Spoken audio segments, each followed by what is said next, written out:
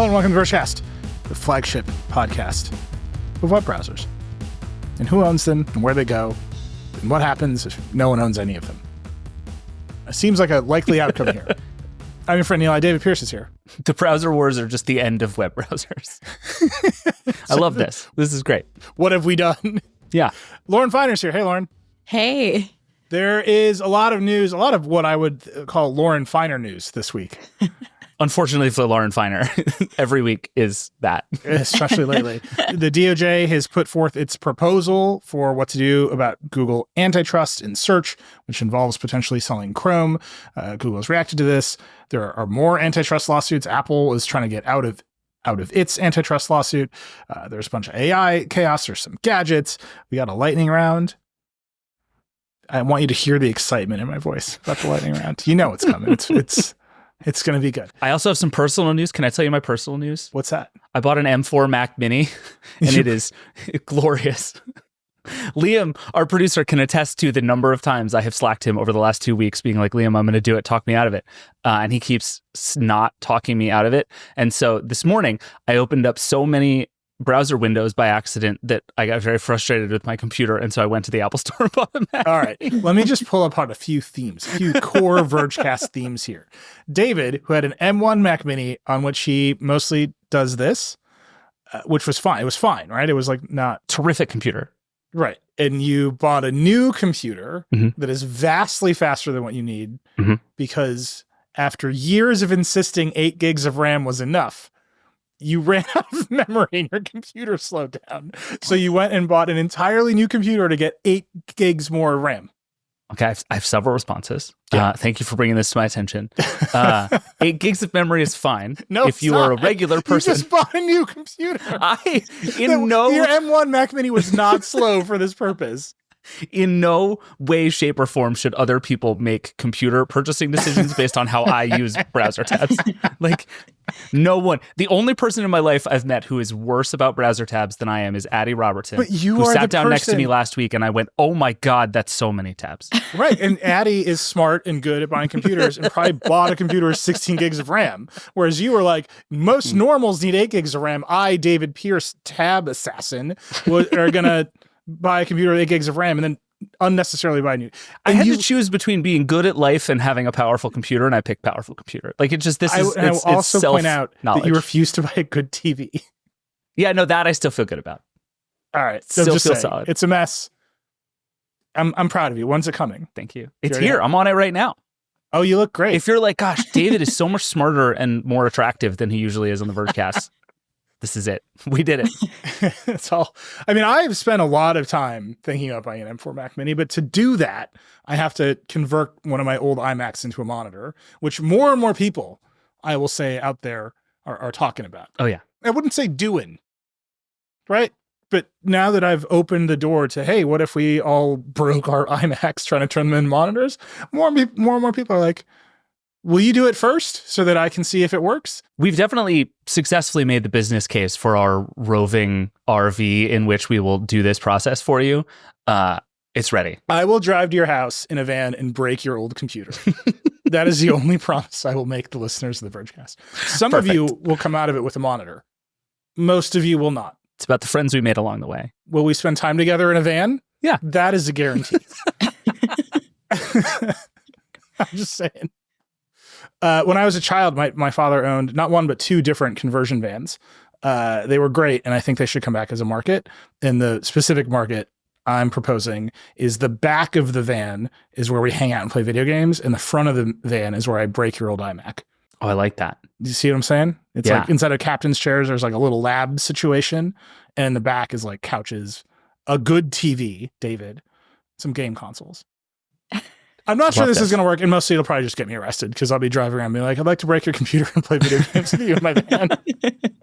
So it's transparency. It gets you everywhere. And Yeah, we'll make content about it and be huge on TikTok, and it'll be fine. That's finally a business model in media that makes sense. All right, we should get into the news. There's a lot to talk about. Lauren, let's start with the DOJ and Google. Just to lay some foundation for folks, I want to talk about the proposal this week. There are multiple antitrust lawsuits against Google. And it's actually, I find it quite difficult to keep them all apart because it's not clear how all of the things that happen will ultimately play out and make a new Google. And then on top of it, there's a new president and a new administration and a new attorney general, although Matt Gaetz dropped out like minutes before we started recording. So I don't even know who the attorney general is going to be. But there's the one we're talking about today, which was the Google pays Apple money for search defaults in Safari. Google was found guilty of having a monopoly in search, and the remedies are at this. There's another case, which is what, advertising, right, Lauren? Yeah, the ad tech industry. And that one is going to closing arguments on Monday back in Alexandria, Virginia. And that's all about Google, how Google connects publishers and advertisers through its tech. That one's the much wonkier one. Yes. But also maybe the more important one. Because it's the money. Yeah. Exactly. So I just want to start there. There's a lot of activity around Google's business and how it all works together. And the reason I want to start there is all of that flows through Chrome. Right. At the end of the day, Google's ad tech is worthless unless there are web browsers that show you ads, and Google has the biggest one. And at the end of the day, the reason it's paying for a default placement in other browsers is because it can't run Chrome on the iPhone. So it just pays Apple to do what it does on the desktop in Chrome. So that I just want to lay all that out. There's a lot of swirling activity around Google, and we're facing down this proposal inside of one case, but I'm not sure how it will affect the other case, and we won't know because it's just at closing arguments. Oh, and then this, by the way, this trial, there's so much. It's so confusing.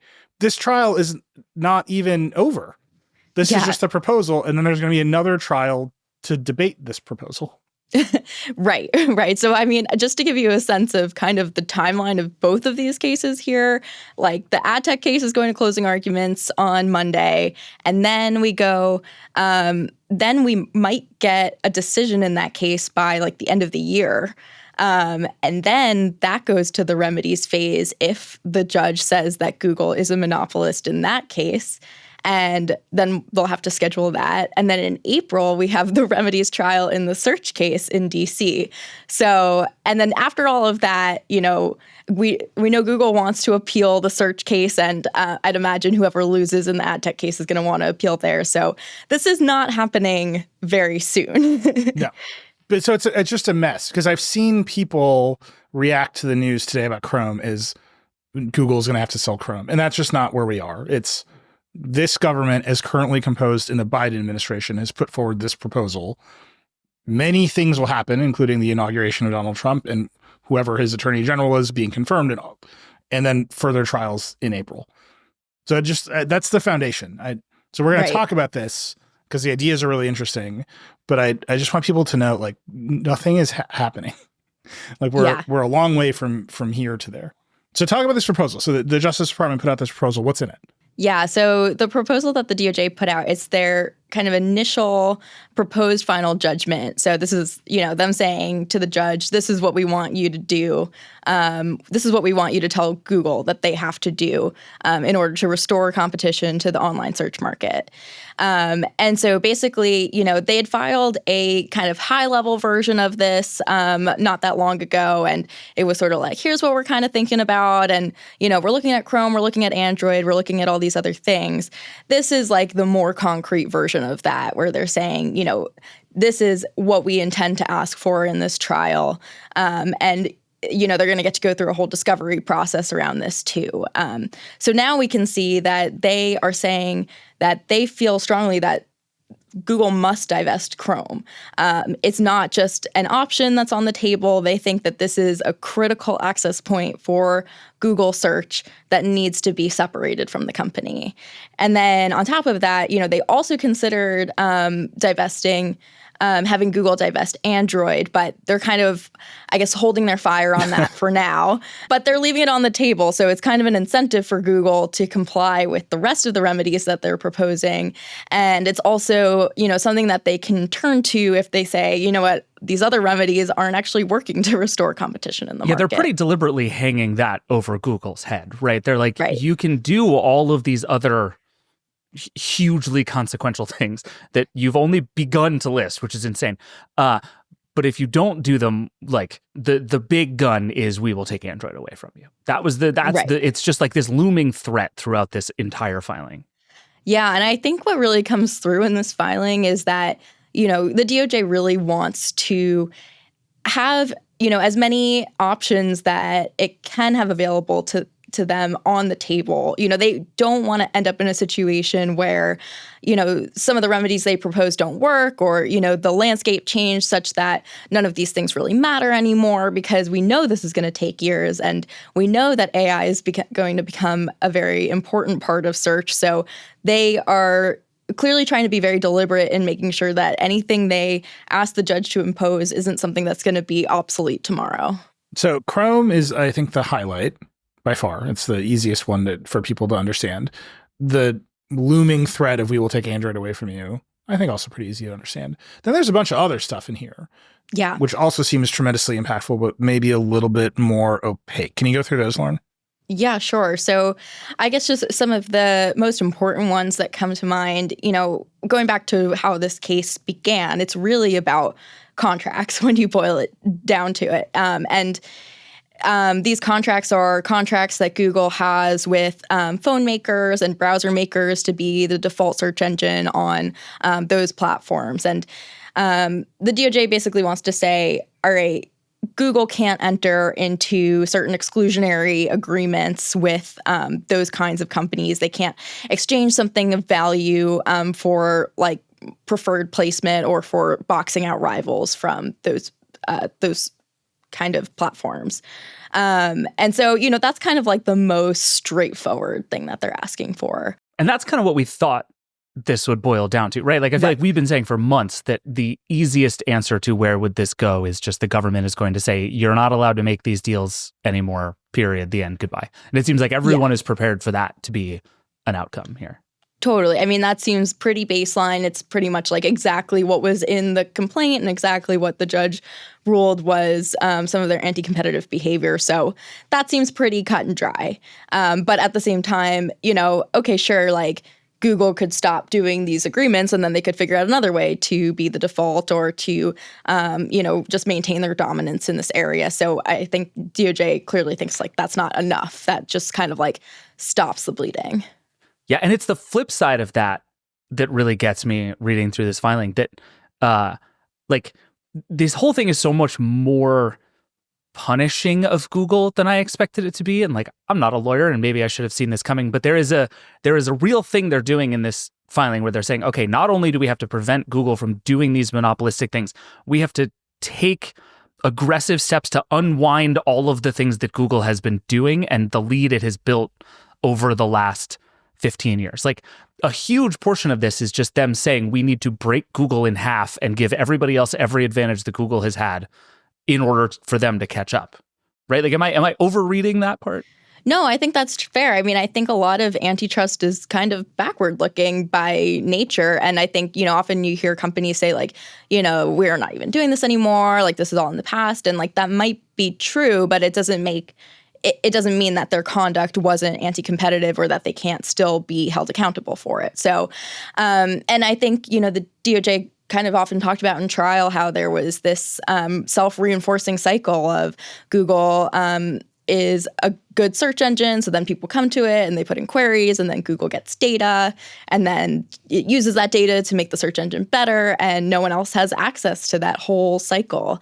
And so I think they really feel like they need to break that cycle somehow for anyone else to even stand a chance. And the way the DOJ is doing that basically seems like it just wants to open source Google now. It's basically like all of your query data, your whole search index, the information people give you in YouTube searches, all the stuff across all of your surfaces, which is like the internet, it should be made available. What's the phrase they keep using? At marginal cost, just to everyone. Anyone who wants to run a thing that looks and works like Google should be allowed to, is essentially the vibe of what's coming here. And that to me is the part that surprised me the most. Like they're just like everything that has made Google special and successful, you have to give it to everybody else for free now, just so they can catch up. Right. Wild. Yeah, the thing that really strikes me about this is if you just take it at face value, I don't know how Google makes any money after this.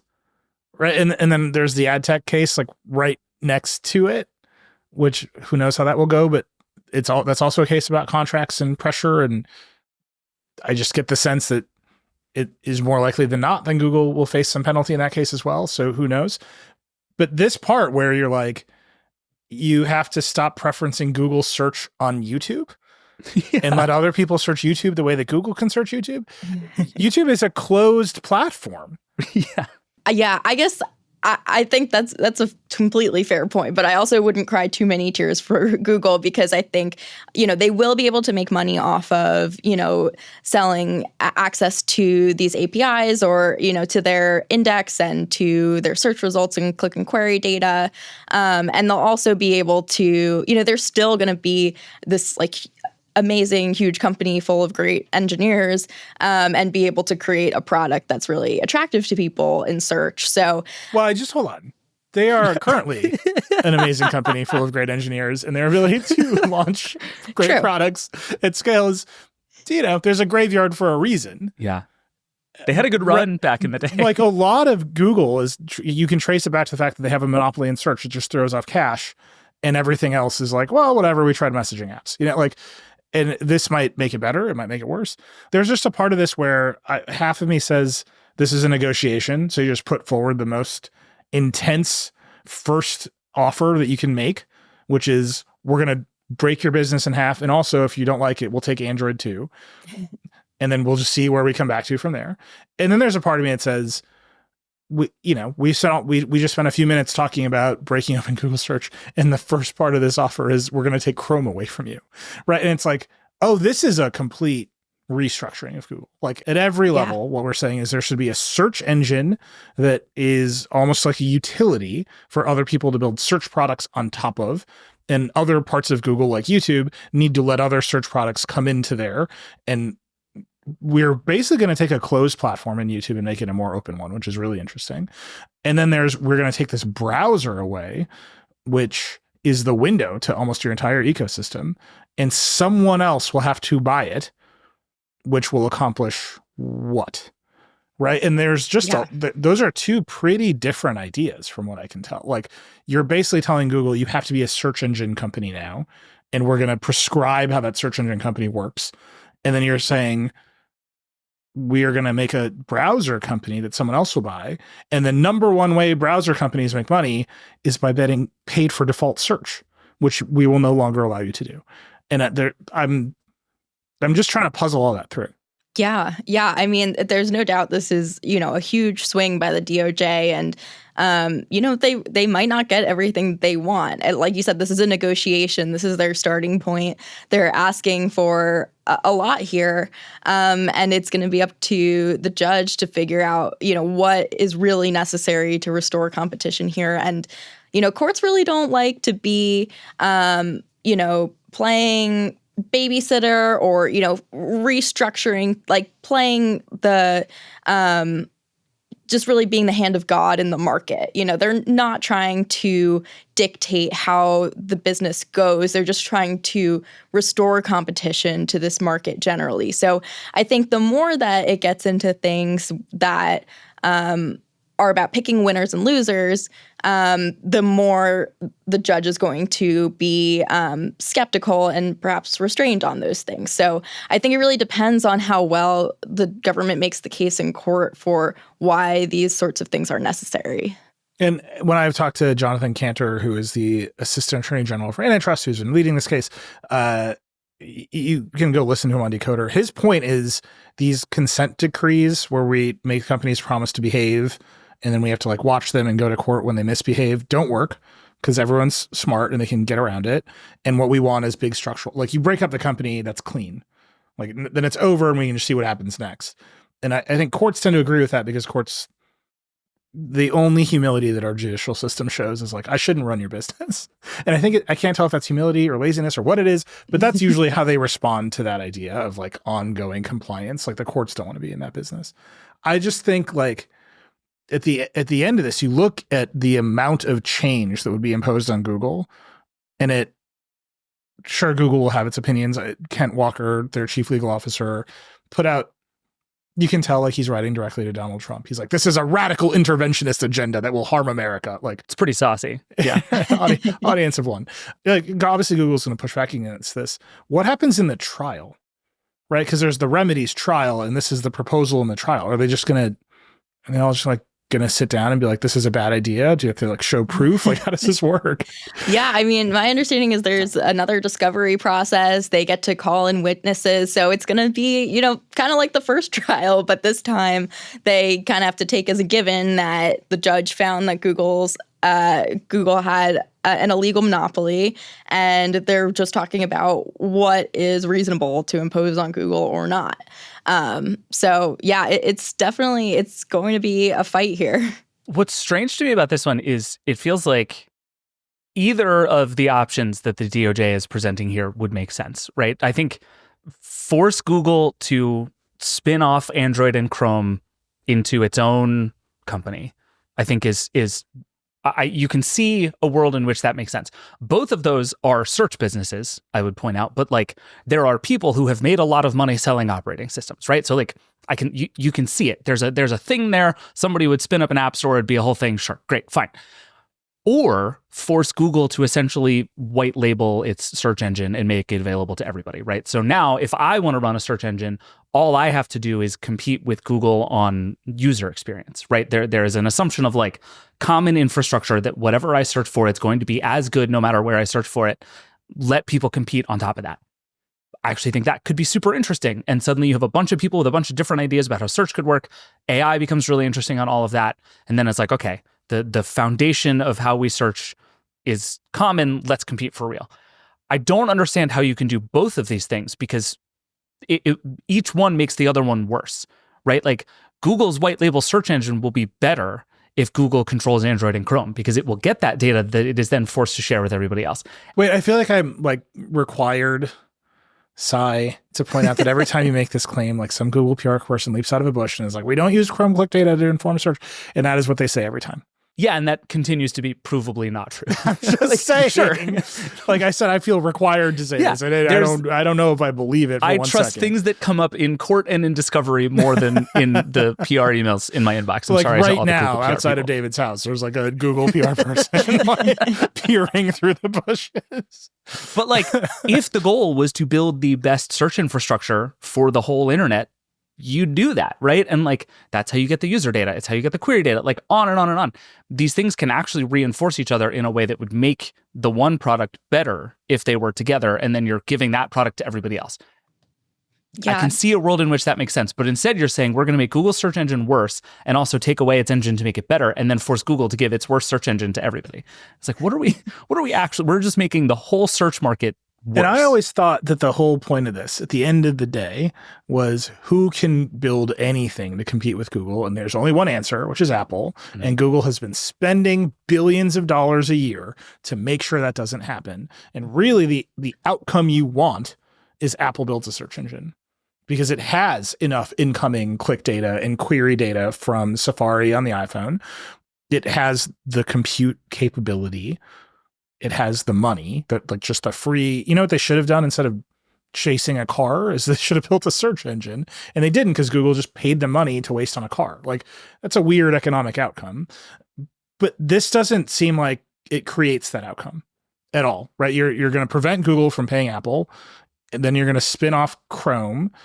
Then you're going to say everybody can just use the Google utility version of search, which Apple will just use at marginal cost. And it's like, well, we didn't make anybody build a new search engine. Maybe you're just betting on AI. Like, is this all just that's coming and it's going to change everything?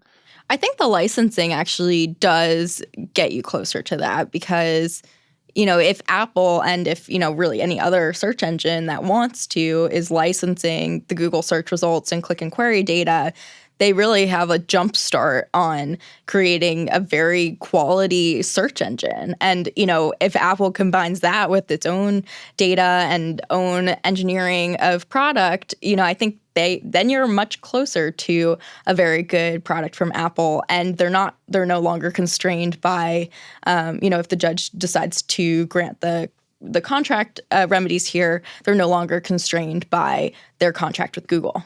Yeah, I mean, if this goes a certain way, you basically get to the point where I, as a developer, all I have to do is write a pretty front end and do like 3 API calls, and I have a Google level quality search engine.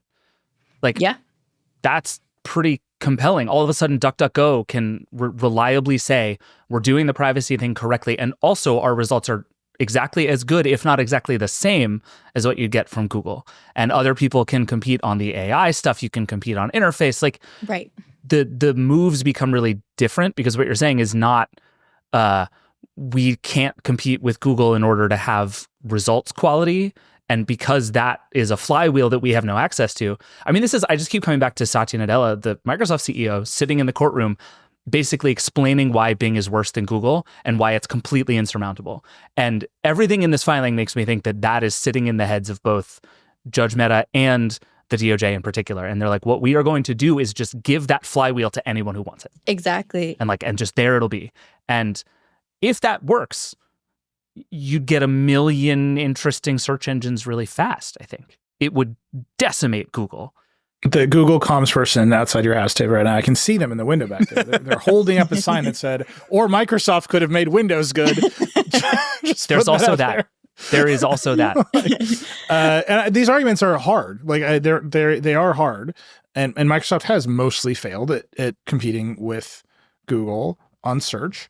And even Microsoft's AI work has not really meaningfully moved the needle. So I do see the argument that you got to break this wide open. Otherwise, you're going to end up in the same kind of Apple-Google duopoly that kind of defined the last era of computing into whatever this next era is. Yeah. The other argument is that AI comes to nothing and this is all garbage. And that Google is better at this because it's better at this, not because it's somehow structurally impossible to compete. Right. I mean, two things. One is that I think it would result in a world where you're competing more on the product and the wrapping and the extra bells and whistles around search if everyone has access to the same kind of underlying data.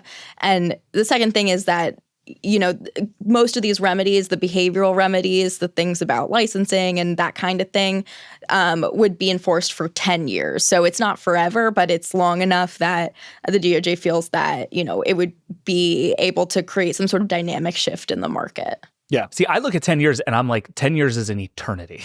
Yeah. Like 10 years is, and what was it after 5 years? If Google's market share was less than 50% of search, they could petition to have this stuff called like that. That's what we're asking for here, right? Like Google, which has been somewhere between like 85 and 95% of search for forever. They're like, no. We would like you to be less than 50 and we will consider this to be a competitive market again. So I want to talk about the politics of that timeline specifically. But first, I just want to play a quick game. It's called Who Can Buy Chrome? Does anyone? Apple. Would anyone like to buzz Amazon. Amazon's, but wouldn't the DOJ not like it if Amazon or Meta or Microsoft or Apple bought Chrome? Like, didn't we just recreate the problem? Yeah. I mean, I think it's possible that they say, you know what, these are, different business lines and it's not, and it is you don't think Amazon's Silk browser is a competitor to Chrome? Yeah, I mean, that's the problem they're going to run into here. And I think that is an issue for that remedy. And I think on top of that, it's like, okay, well, what if this other theoretical big tech company that buys Chrome then decides that they want to make a search engine? And then are we back in the same place, just like under a different company name? Yeah, I mean, the number being thrown around is what, $20 billion? The number of companies that could spend that on a web browser with, like you said earlier, Nilay, no inherent business model. Like it's so important to underline the fact that a web browser on its own is not a business. There is just no evidence that you can build a web browser that will be a business at any scale. We had poor Josh from Arc and the browser company on Decoder, and they just pivoted away from making a web browser. It's very obvious. You just can't do it. You certainly can't do it to make a $20 billion acquisition make any sense. By the way, $20 billion is low. That's the number that Google is paying Apple just to be the default in search. That's the yearly number. Yeah, I saw somebody say, just take over Chrome, get the same deals because you'll be allowed to. And it's the greatest private equity arbitrage opportunity in history. Oh yeah, this is you should buy Chick-fil-A and open it on Sundays. Like you don't have to do anything. It's very easy. Yeah. But Google won't be allowed to make those deals. So you're just like operating very much behind. Right. I think Chrome, the more we talk about it, just even in the past half an hour here, it feels like Chrome is a sideshow. We're going to train all of our attention on argument whether or not you should sell Chrome or who you can sell it to. And the DOJ will give it up so that Google can't make these deals. and that Google has to be this like weird kind of utility that anybody can do. Like that feels like part of the negotiation here.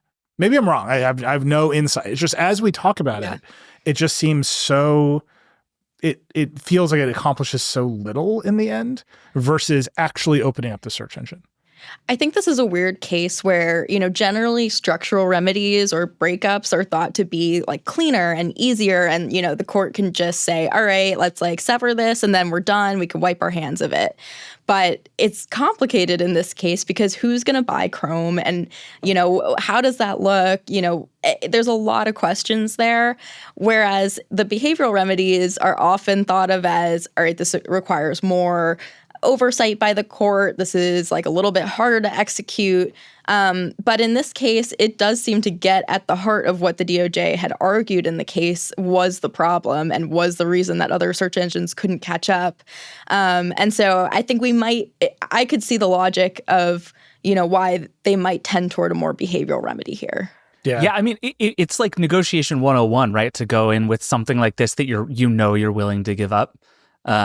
Sooner or later, you will be the CEO of just Google Duo. Right. You gotta have. What do you want to give me in return? Right. Yeah. You got to have the one thing that you're willing to part with, just in the name of seeming like you're arguing. I will be the faith. CEO of Google Docs. Just give me Google. I have a number of ideas already from the jump. They already did tabs. Google Docs is perfect. Don't touch Google Docs. I wonder if they would make it so that they do something similar like they're proposing with Android, where it's like, all right, fine, we don't have to spin out Chrome, but, we'll hang it over your head in case you don't comply with everything else. That's what I feel like you have to sell Chrome as such a big, shiny distraction from all of this other stuff, right? The marginal cost of access to the Google search index is also a dagger to that company's business. Yeah.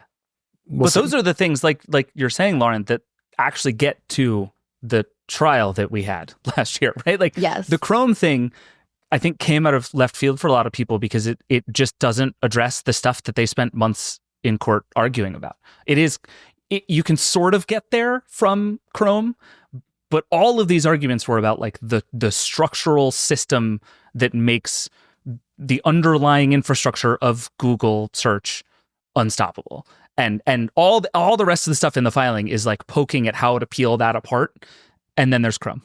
Yeah, I think, another aspect of the trial was like, where are you able to access search? And Chrome and web browsers generally are one of the big access points. You either access search through your browser or your phone, basically. So I think the thing with Chrome is that it's the one like entity, and Android, they're the one entity that Google actually owns. Like the court can't impose a remedy on another company. It can't impose a remedy on Apple or Samsung. Yeah. No, that's not true. Vote Patel. But it can impose a remedy on Google to say, all right, at least for this one browser that you own, you can't use it in a self-preferencing way. Yeah. So I do want to talk about the politics of this. I think it's a good segue. So we've been comparing this case and the Apple case to the Microsoft case in the 90s for some time, since they started, basically. And it strikes me, even the timeline here and the politics of the timeline are the same. So Microsoft case in the 90s started in 1998 under Bill Clinton.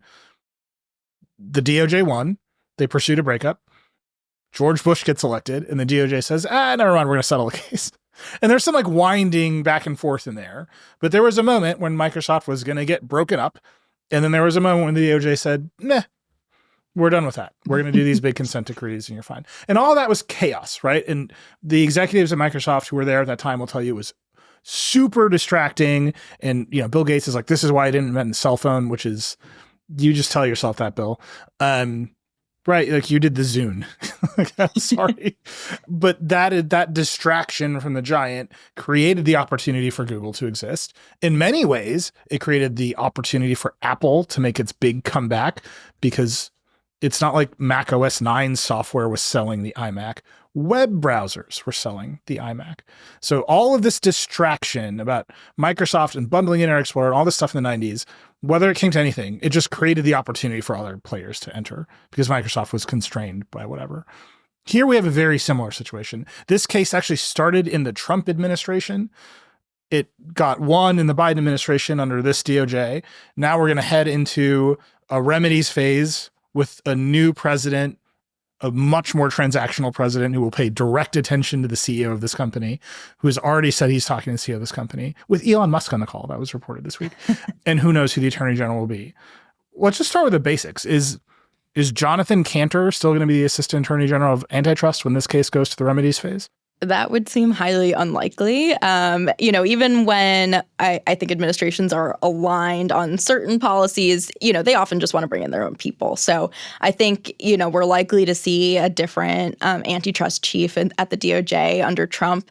But I think it is a big open question of what way that person will lean. Are they going to be a more populist, neo-Brandeisian antitrust person who actually does want to pursue really strong remedies against Google? Or are they going to be more of the, establishment conservative type that wants to kind of do as light a touch a thing as they can? So I think we still don't really know what that's going to be. I mean, we don't even know who the AG nominee is going to be after Matt Gaetz dropped out. So I think there are a lot of big questions about that. But I do think it's important that it was brought under the first Trump administration. So I don't think we're going to see it completely wither away. But I could see for sure that maybe the next DOJ doesn't want to go as far as this DOJ has put out there. Do you think there's any gamesmanship here, which is actually what we should sell Google into as many component parts as we think? That's our proposal, so that the next DOJ shows up and even the walk, or like pre-negotiating against the next administration?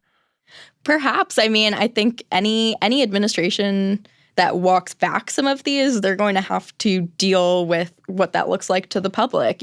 I'm sure they would say that's not really a factor for them, but I think for anyone who works in politics, it is to an extent. They're going to have to say, all right, well, we did pull our punches here, and explain that. So I think it's harder to take something away than to add something back in.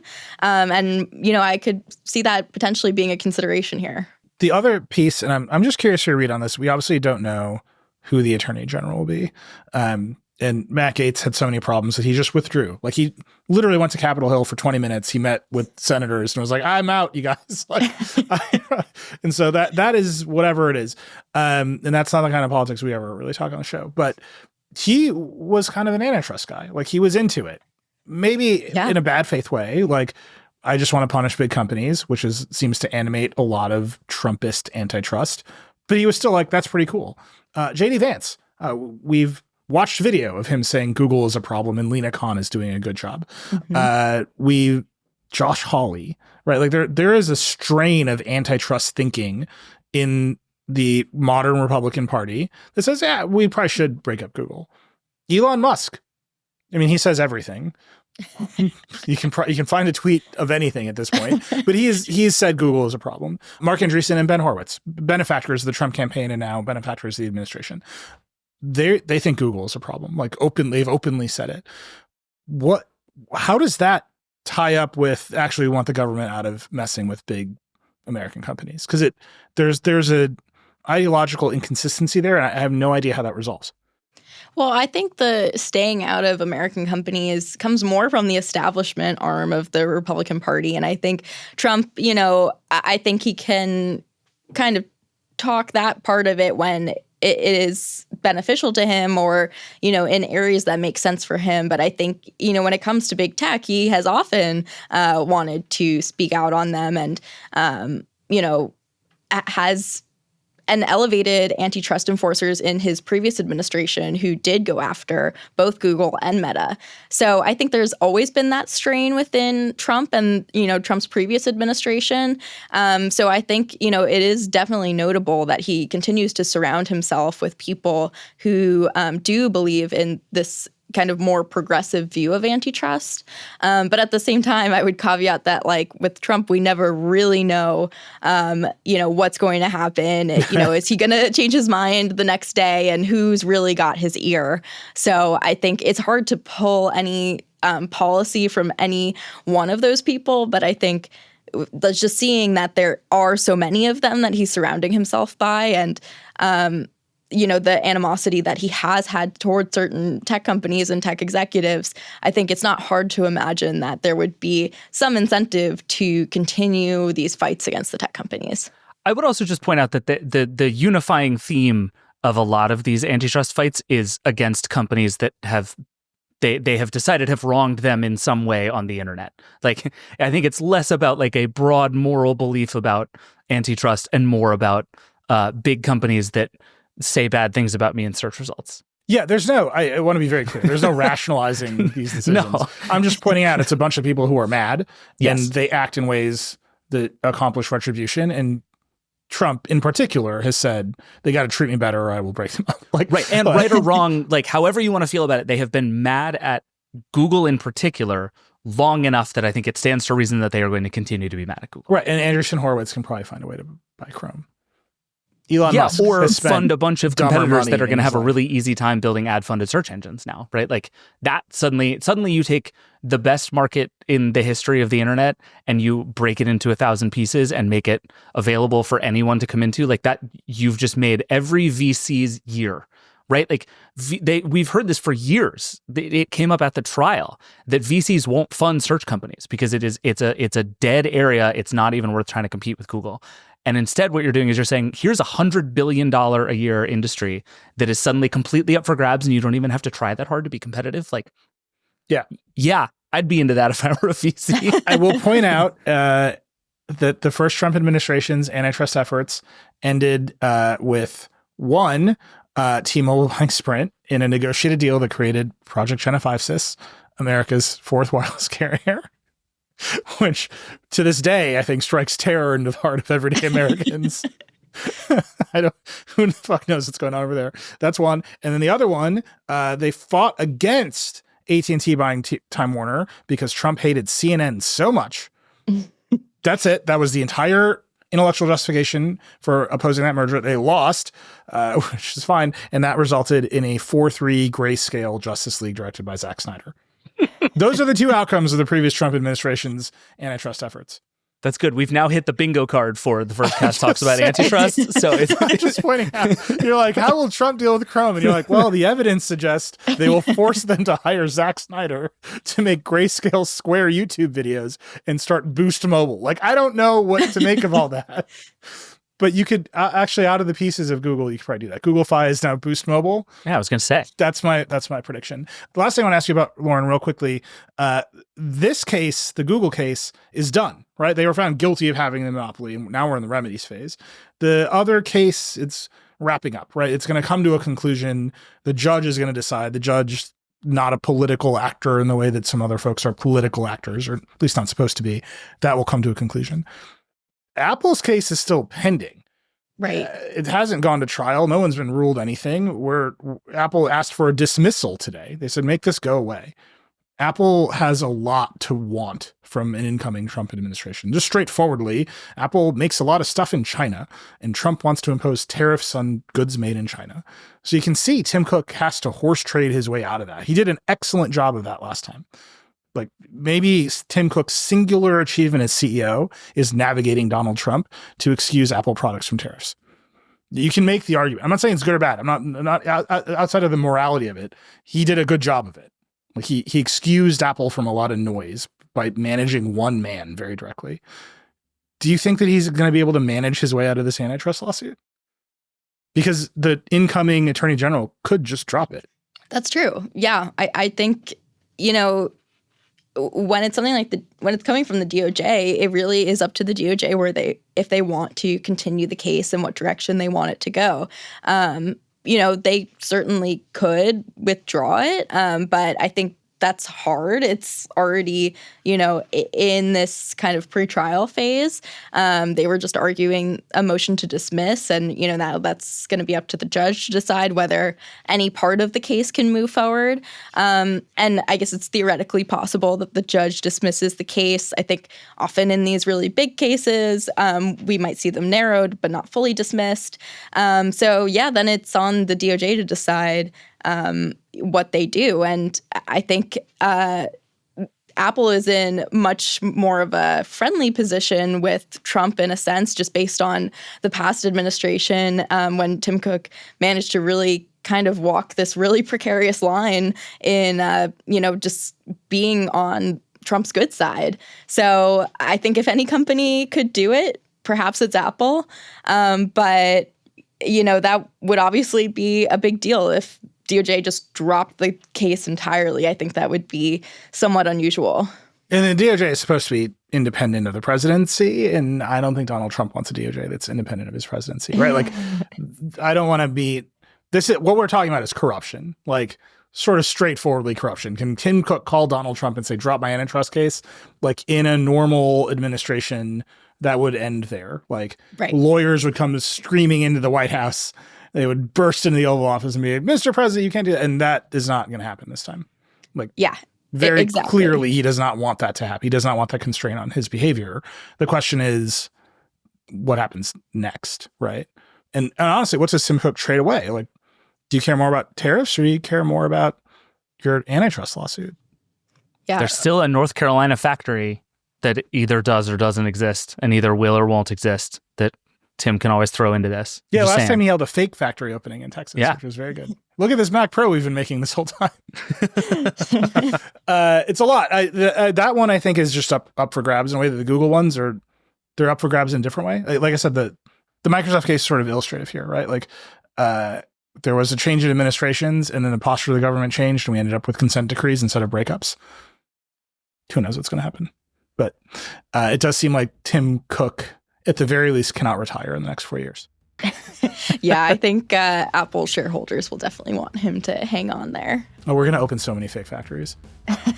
I'll take by the way, if you want to send me an email and tell me what the next Foxconn is going to be, I'm curious, because we're going to end up with one. It's definitely going to happen. All right, we got to take a break. We're already over. It's segment 1. We're already over. Lauren, thank you so much. Thanks for having me. We'll be right back.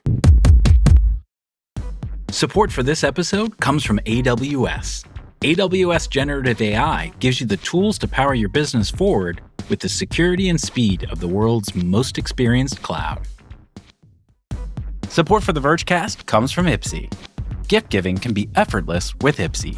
It's a beauty subscription service that delivers personalized beauty products to your door. Ipsy brings monthly beauty subscriptions such as Glam Bag and BoxyCharm right to your door. For the beauty lover in your life, it's the perfect gift. Glam Bag is a curated selection of the best of makeup, skincare, and hair care products, all curated by Ipsy's experts. Every month's delivery brings fresh selections, including top brands like Benefit, e.l.f., Bare Minerals, Dry Bar, Makeup Forever, and many more. And the products in each Glam Bag are worth much more than the subscription cost. So it's a high-end beauty experience without the high price tag. This holiday season, you don't need to spend time researching to find one gift to satisfy your special person. Instead, you can continue to surprise and delight them with Ipsy. They can redeem the subscription whenever they choose, and who knows, they might find their next Holy Grail product in a Glam Bag. Ipsy is the gift that keeps delighting month after month. Give the gift of beauty for 3 months starting at just $50 at ipsy.com/gift. Support for the show comes from Miro. Innovation is what makes a business grow. But to keep your team moving forward to discover those bigger and better things, you need tools that encourage collaboration and curiosity. Blank pages without borders where creativity can soar. That's where the Innovation Workspace from Miro comes in. Miro's Innovation Workspace can help your team fast-track ideas and move through development cycles faster than ever before. But it doesn't just help innovation. It can help every step of the way, through execution and beyond. The platform comes loaded with AI tools to make your operation more efficient, including automated syncing between Miro and Azure, and an AI sidekick ready to bolster the skill set of every teammate on the project. The Innovation Workspace can also produce AI-generated summaries of meeting notes, lengthy documents, research summaries, and more. It all functions seamlessly on Miro's limitless blank canvas. Whether you work in innovation, product design, engineering, UX, agile, or IT, bring your teams to Miro's revolutionary Innovation Workspace and be faster from idea to outcome. Go to Miro.com to find out how. That's MIRO.com. All right, we're back. Get ready for another 45 minutes of talking about the Trump administration. I honestly just want to see if in our stats we can see people stop listening to the podcast whenever I say his name. We sure can in our emails. I'll tell you that. No, we're going to do gadgets. It's all the politics are out of our system. We're going to do gadgets. Well, there's going to be a little politics later. But for now, we're going to do gadgets. Everything is politics, Eli. Just like Alexa calling an Uber. Only the Uber has a giant American flag mounted to the back of it now by law. So there's like a bunch of... That would be great. If I came home from JFK yesterday and Uber has a bunch of choices at the airport. Like, do you want Uber Comfort? Do you want Business Comfort? Do you want Uber Electric or whatever? If I could pick giant American flag truck, Uber Patriot, I would Uber Raptor, like I would take it. I'm just saying, you know me, I would take it. All right, lots of AI stuff, lots of gadget stuff. Just a big mix of companies trying to figure out what on earth is going on, I would say. Like, what do we do now? Here is like a real question facing the tech industry at this moment. So let's start with Amazon. Let's just bundle these up. So there's a lot of rumors about what's going to happen with the next version of Alexa. There was some reporting earlier this week that Amazon really wants to roll it out, but it's still too slow. Yep. It's tough. The vibes coming out of Amazon about what Alexa is and might be when it comes out next just keep getting worse. Yeah. And it was supposed to launch in October. It's now the end of November. And I would say there is no sign of it yet. And it's one of those things like you kind of get to the point where once these things have been leaked in the way that they have several different times in several different ways, it starts to become clear this is people who think this is a problem and want to talk about it, right? It's like, it was like, there is so much smoke now that it's like there's something really problematic happening here. And then there's smoke on the other side, which is they've all been leaked in the other way in like big hypey ways to like juice stock prices and make everyone think that, they're not going to get lapped by OpenAI. Like digital Jesus will turn on your lights soon. We promise. Yeah. Is like is like a thing that all these companies are saying. And then the reality of building those products is still very challenging. Yes. So here you have Amazon, which I think suffered the most from the first wave of like chatbots. Like, why wasn't Alexa doing this already? Totally. Right? You didn't even have an iPhone services business to distract you the way that Apple got distracted from Siri. Like, you didn't have some cash cow. You just had this was your bet. You wanted Alexa to be Windows. The interface is voice. This is the platform shift is we can talk to computers. They can talk to us. Like, what are you doing? And the answer is, don't worry, we got it. And it seems like, yep, they wanted to do agency stuff. They wanted to call an Uber for you. They wanted to go buy concert tickets, probably in the same way that everybody's talking about, right? Which is like click around on some websites in the back end in AWS, but it's still too slow. Yeah, it's been really interesting to me thinking about the difference between the way that Google reacted to ChatGPT and the way that Amazon reacted to ChatGPT. Because what Google started saying almost immediately was, basically, we built all this technology. Like these things you think you did, we invented. And we've been doing it for a long time. And what Google had was a lot of very good technology that it hadn't built into anything. And so Google all of a sudden raced to basically productize this stuff it had been working on internally for a very long time. And I think the speed with which Gemini has become like ubiquitous inside of Google and also pretty good suggests that most of what Google was saying was true, right? Like it had the tech and it changed the company a lot to productize it, but like it had it. Amazon was the opposite, right? Like Amazon had the thing you would think would be the product, right? Like ChatGPT is coming out being like, we've made voice mode. And it's like, Alexa is just voice mode. And we've had it for 10 years. And what Amazon had to do was basically say, no, we can build these underlying capabilities to the point where it soft launched this thing over a year ago in the middle of a bunch of like weird personnel changes where Dave Limp was leaving to go run Blue Origin, Panos Panay was leaving Microsoft to come in and run all this stuff. But like they launched this thing already a year ago. They told us what it was going to be and made these grand promises about how it was coming soon. And it has become abundantly clear over that last 12 months that building the technology is the hard part. And Amazon just doesn't seem to be able to do it. But do you think it's the technology or do you think it's the product? I think like the product, Amazon, you could cheat, right? You could just go pay OpenAI to use whatever, and you still have to turn on the lights. And there's some reporting and evidence that that is a thing Amazon is either doing or has pretty aggressively considered doing, is just paying for that. And you're right that then attaching all that stuff to the things that Alexa can already do is a challenge, right? Like no matter what, you can't just like write a check to OpenAI and suddenly Alexa is way better. It's a lot of work. Oh, but I think Sam Altman really wants everyone to believe that you can just write a check to OpenAI. Yeah, I think Sam Altman would love for you to believe that. And Dario at Anthropic is like, no, we'll do it for a smaller check. But like, you can't do that. But it is also, if you want to be Amazon and you want to do this at the scale that they're going to, you at some point have to build it yourself. And there are a lot of little tentacles to doing that well.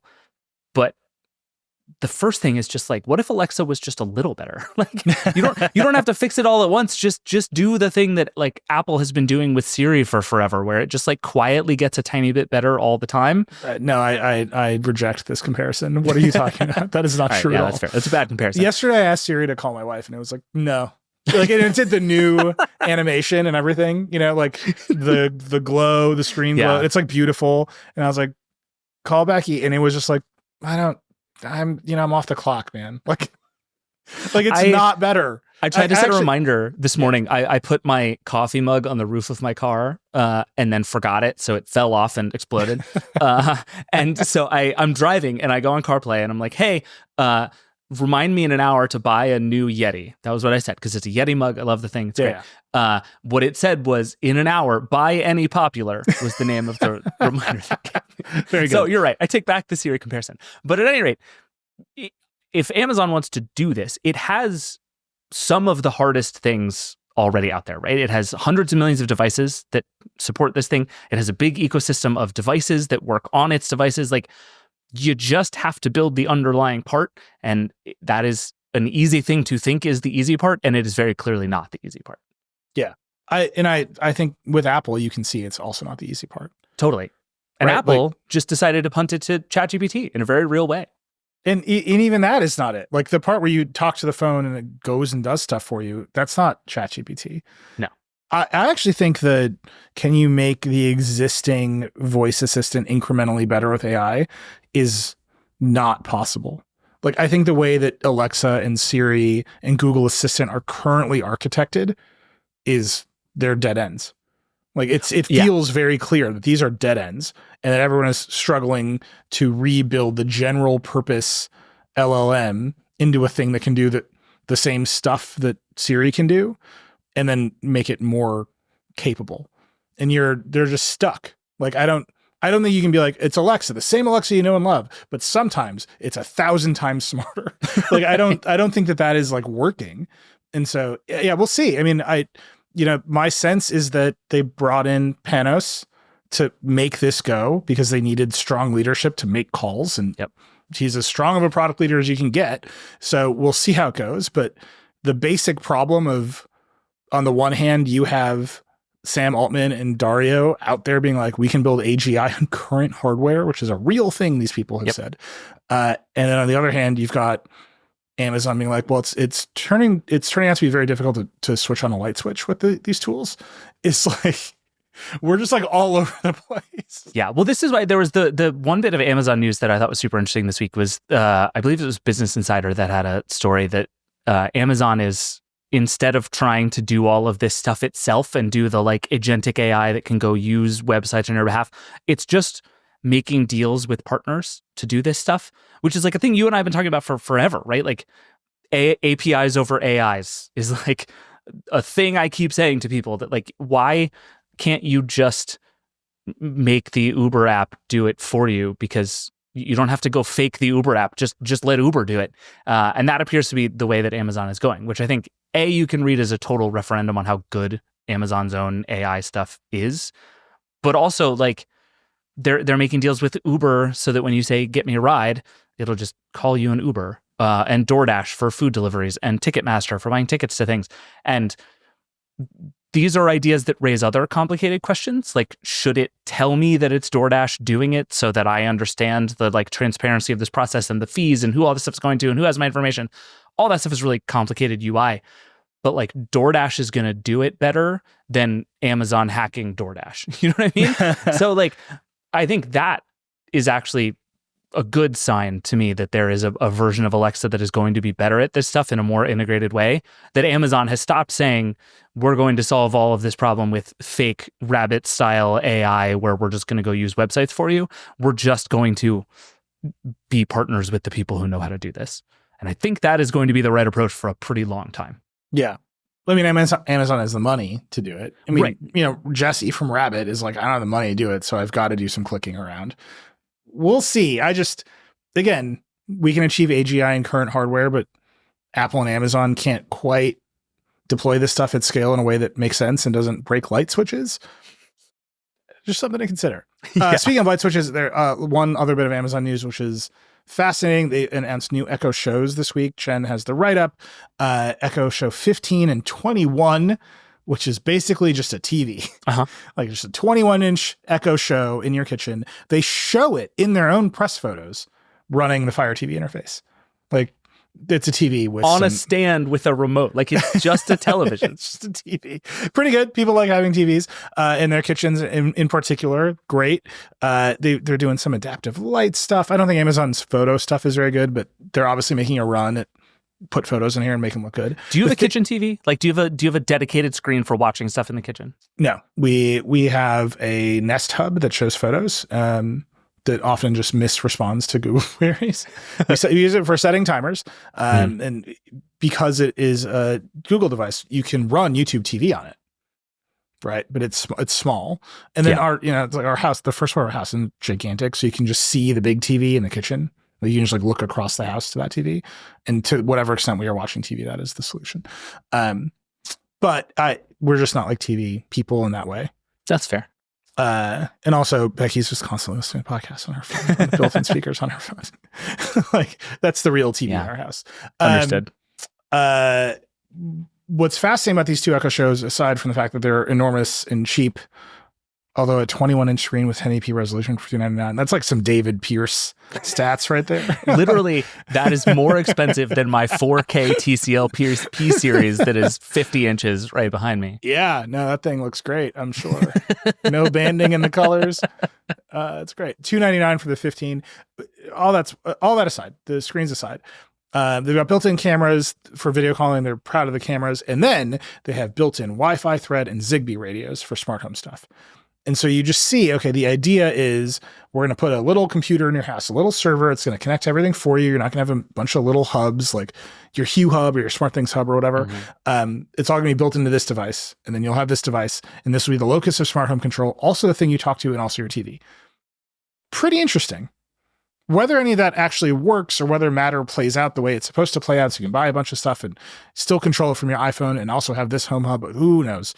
But at least we're making like confident steps towards you just buy this thing. Everything connects to this thing. And then it is expressed out to your phones and your voice assistants or whatever.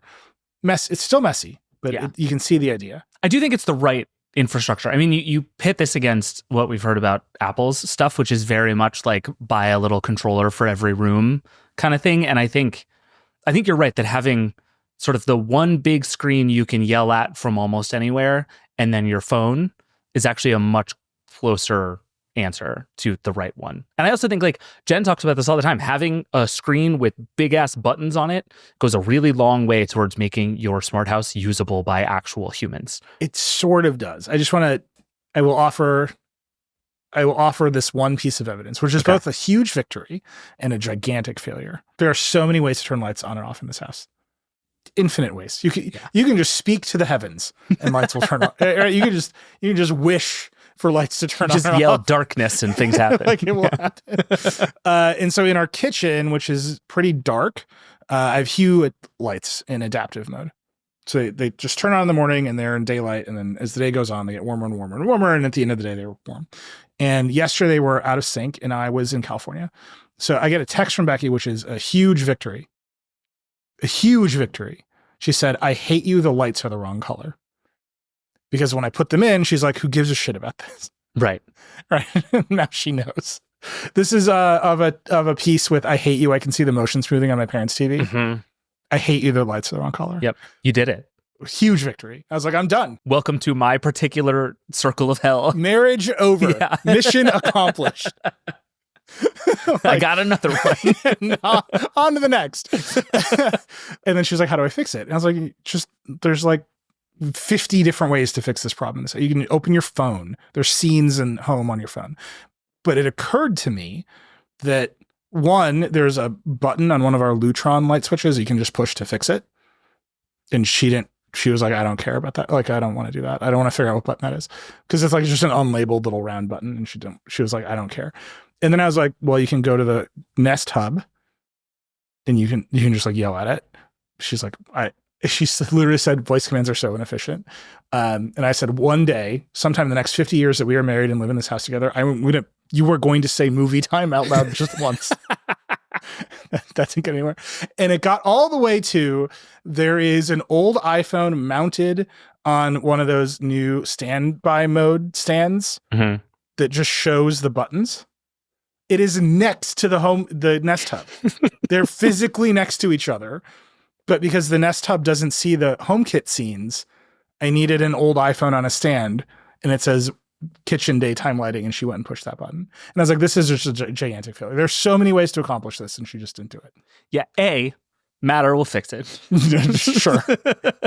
Sure. But B, you just described the exact problem with everyone's smart home, which is that what you end up doing is you're like, oh, I've built a million ways to do everything. It's totally redundant. It totally works. And it's like, no. The actual thing she wanted from you is tell me to walk up to the big screen, slide the thingy that's the colors, and I'm done. That's a better answer. Which is more or less effectively what happened, right? She walked up to the phone on the stand. It said kitchen daytime, and she just pushed it. Fine. But it's next. It was next to the Nest Hub, which cannot do that because it doesn't support the HomeKit scenes. Right. Which is not good. Therein lies the actual crux. But she could also she should have just said movie time to her phone. Not movie time. She could have said kitchen. She will never say movie time. We sit down and watch a movie. I'm like, are you gonna say it? She's like, I'm never saying this. And I'm just imagining you doing it like Hammer Time. Just like stop. Movie time. It doesn't even do much. Everybody else leaves and you watch a movie alone. It just turns off lights in one room, but it's such a funny thing to say. Like other people have it where like the shades come down, the projector turns on, the popcorn starts, like all this stuff happens. Mine is just like lights off in one room, but it's still the funniest thing you can say. It's pretty good.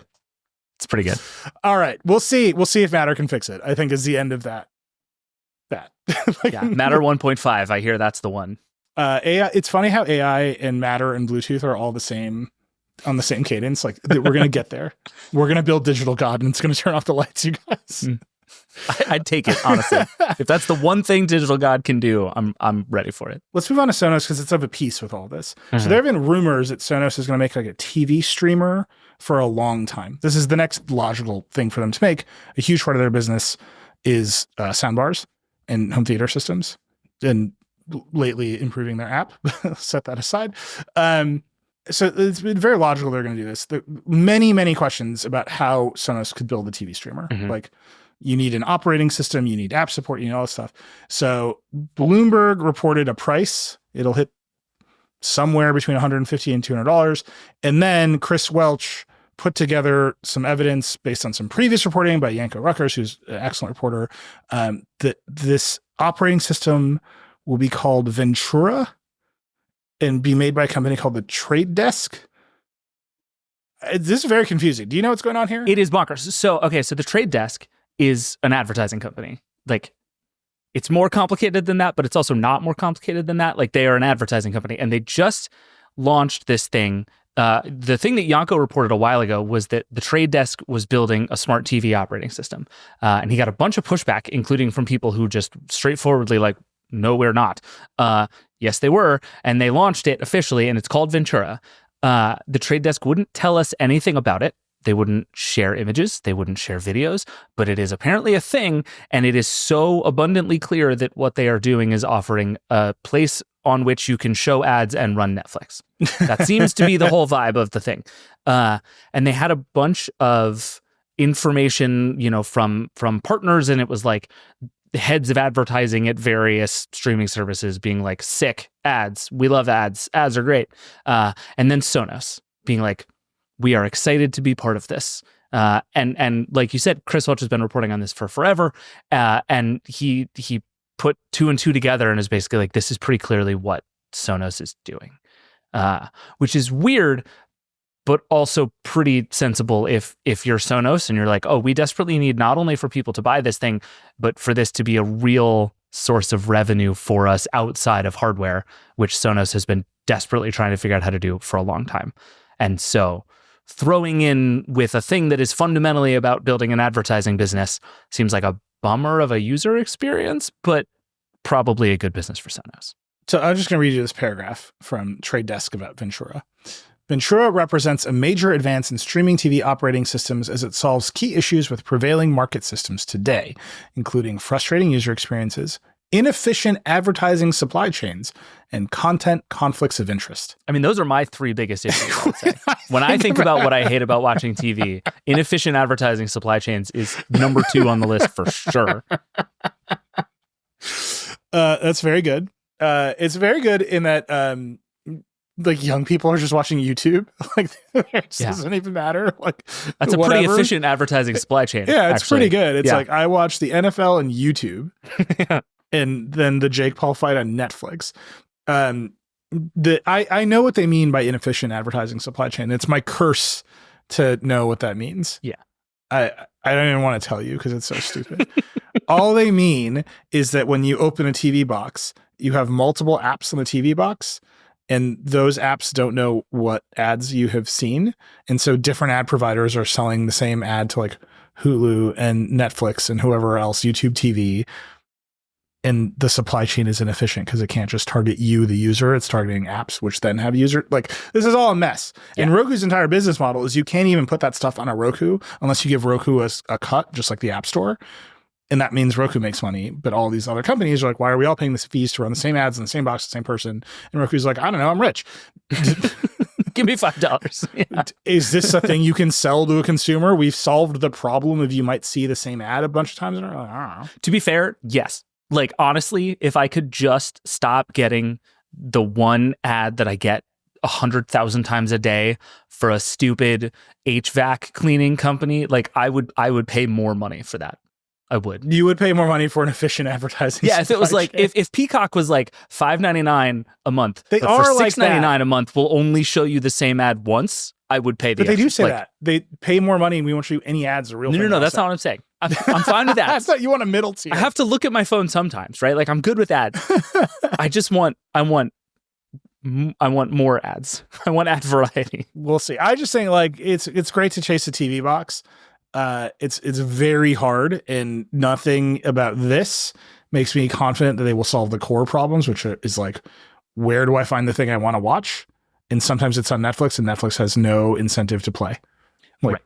That's just real. And like, and then you got to integrate it. You got to be able to say movie time and have the curtains come down. I got to get some curtains in my house. All right. There's also the question of like, why would you buy this from Sonos ever? Like what TV streaming box could Sonos possibly offer you that would be super compelling? A soundbar. Sure. I don't know that they will ever do an actual box. I think they will do a soundbar with a bunch of HDMI inputs and say, just buy this thing. It'll sound amazing. And also it's got the streaming stuff built into it. But the reality is more and more people are not buying boxes at all. They're just buying the TVs and using the built-in garbage TV software. Mm-hmm. And like, is Sonos going to make a TV? Who knows? Yeah. Speaking of who knows what anyone is doing in hardware, that's my segue. Google is reportedly canceling the Pixel Tablet 2. It might leave tablets entirely, but then also might be about to reboot all of laptops and tablets. And then also there's a rumor that they're going to shut down Chrome OS and rebuild it on Android. Kudos, by the way. You just explained a thing that doesn't make any sense in about the most sensible possible Who knows what's going on? Yeah. And also the government forcing this so Chrome. Yeah, right. Yeah, I mean, there is an interesting thing here that is a line between those two things. Like, do you remember the thing that Meta did where they were like, oh, you're gonna make us break up our messaging apps, so we're gonna stitch them all together in such a way that that's impossible? Like, is that what's happening here as Google says we shouldn't do these things? No. That Meta's thing was ice cold. It was calculated. They saw it coming. They made a move. They haven't actually executed a move. Like they're sort of interoperable. Yeah. But this is not that. There's nothing ice cold or calculated about Google's hardware strategy. We made another run at tablets and nothing has happened. We might cancel this whole deal. Also, maybe Chromebooks should run Android, they said for the 50th time in the past 5 years. Yeah, I mean, the thing I think is interesting about this is the Pixel tablet thing is weird. There's been some conflicting reporting on a bunch of sites that primarily report on Google and Android about what was coming for the Pixel Tablet 3, and then there was a report on Android headlines that the Pixel Tablet 3 was canceled, and then there was another report that actually the thing that was canceled was not the Pixel Tablet 3, it was the Pixel Tablet 2, which would imply that there are no more Pixel tablets coming. I would say what seems to be clear is that Google is getting out of the tablet business in some fairly short order, which, like, I don't see a lot of Pixel tablets in the world. I'm not super shocked by this, but also, boy, was it not a long time ago that Rick Osterloh and the whole Google crew were like, no, we're serious about this. We're doing this for real. We're in it to win it. All we can do is keep making stuff that people like, and we're in it for the long haul. And like, whoops. I think the Chromebook, Chrome OS, Android thing is probably more interesting, because the thing that happened not that long ago is that Android and hardware all became Rick Osterloh's problem. And what you need in order to do this thing that Google has tried and failed to do 1,000 times, which is combine Chrome OS and Android, is you need somebody to just make that call who can direct every single person involved what to do. And now that person is Rick Osterloh. And we reported a while ago that Google was canceling the next Pixelbook, and that was just not going to be a thing. And what seems to be the case now, if Google is going to get back into the laptop business, it's going to be something like the Pixel laptop, and it's going to run Android. And basically Android plus desktop class Chrome browser could work. Like, it's just sitting there, right? But it requires a big leap from Google to say we're out of the Chromebook business, or to at least just say we're doing this other thing instead. Chromebooks are going to be low-end education things, and we're going to do Android for the high end. Boy, is that probably not going to work. But it's like, it's a thing you can organizationally do inside of Google now, I think kind of for the first time ever. Sure.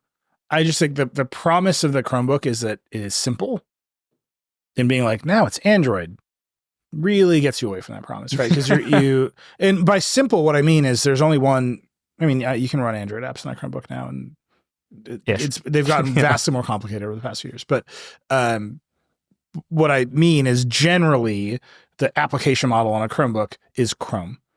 Yeah, it's browser tabs. You're going to run a bunch of browser tabs, and you can run most applications in browsers, and that is a powerful application environment, and it's taken over most things. Mm-hmm. Like most desktop apps are really just web apps and various wrappers. Like, that's a big idea, and they have just abandoned it, kind of, which is weird. And now they might have to sell Chrome, so who knows? That's a joke. Yeah. But to say, actually, we should run this on our other operating system with a vastly different application model, we're just like right back in the mess. Now it's just a laptop. Yeah. Right. It's just a Windows laptop or a Mac, because you've got the native application model, and then you've got what everybody is actually doing on their laptops, which is running web apps. Right. And you end up in a weird iPad-y zone where, like, we're starting to see bits and pieces of this with Android as it gets into foldables, right? Where they're testing the freeform desktop windowing, which makes no sense on some Android devices, slight sense on some Android devices, and maybe that's why they're getting out of tablets, because they're just like, foldables are it, and we're just going to put all of our effort into that. Foldables and laptops. Like, I think it's a not crazy thesis.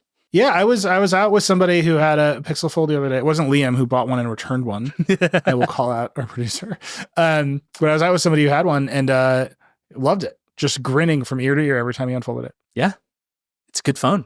That's like, I think that would not be an insane stance for Google to take, if and only if you can then make the desktop thing actually work. And like we've been saying, Google has promised to figure out how to marry Chrome and Android for a very long time, and it has never, ever once come even close to being remotely good. And now they might have to be forcibly divorced right.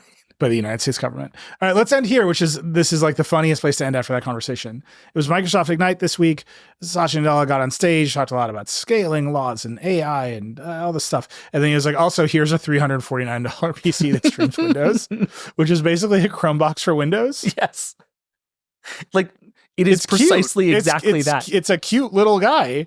Yeah. I mean, it's a square, but it's like a little guy, and it's a Chromebox for Windows. Yeah. You stream Windows on it. I think this is going to be very successful.